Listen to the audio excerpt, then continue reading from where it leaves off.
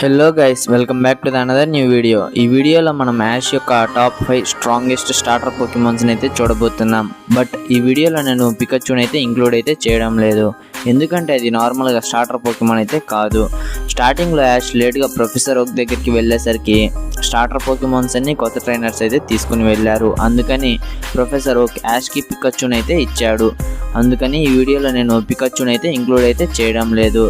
ఈ వీడియో అయితే చాలా ఇంట్రెస్టింగ్ అయితే ఉంటుంది. ఇక ఎటువంటి డిలే లేకుండా మనం వీడియోని అయితే స్టార్ట్ చేసేద్దాం. సో నెంబర్ 5లో వచ్చేసి 2 పోకెమాన్స్ అయితే ఉన్నాయి.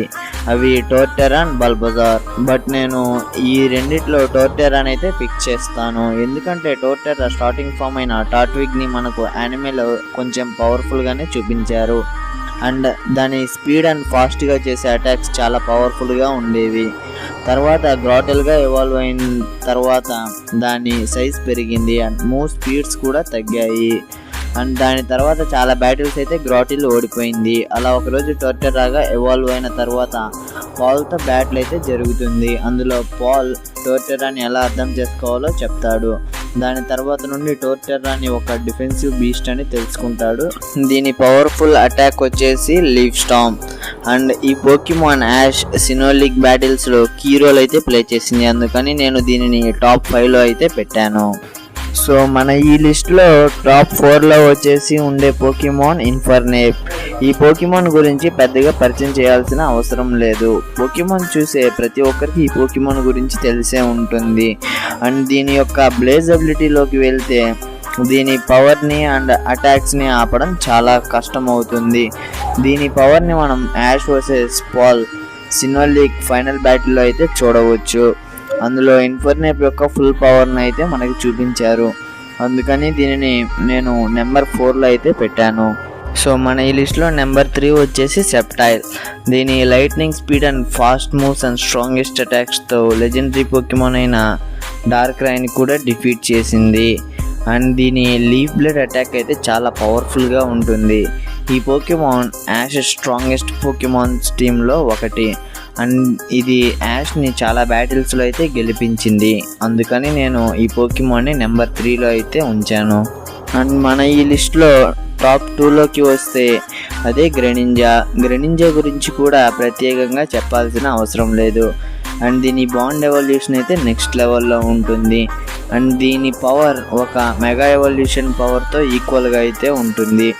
దీని ఫుల్ పవర్ని మనం క్యాలోస్ లీగ్ ఫైనల్ బ్యాటిల్లో అలన్ మెగా చారిజార్డ్ ఎక్స్తో బ్యాటిల్ చేసేటప్పుడు మనం చూడవచ్చు. ఇది పోకెమాన్ యానిమేలో one of the most iconic Pokemon అని చెప్పవచ్చు. దీనికి సపరేట్ ఫ్యాన్ బేస్ అయితే ఉంటుంది. అందుకని ఈ పోకెమాన్ని నేను టాప్ 2లో అయితే పెట్టాను. ఫైనల్లీ నెంబర్ 1 వచ్చేసి చారిజార్డ్ పవర్ గురించి చెప్పాల్సిన పని లేదు.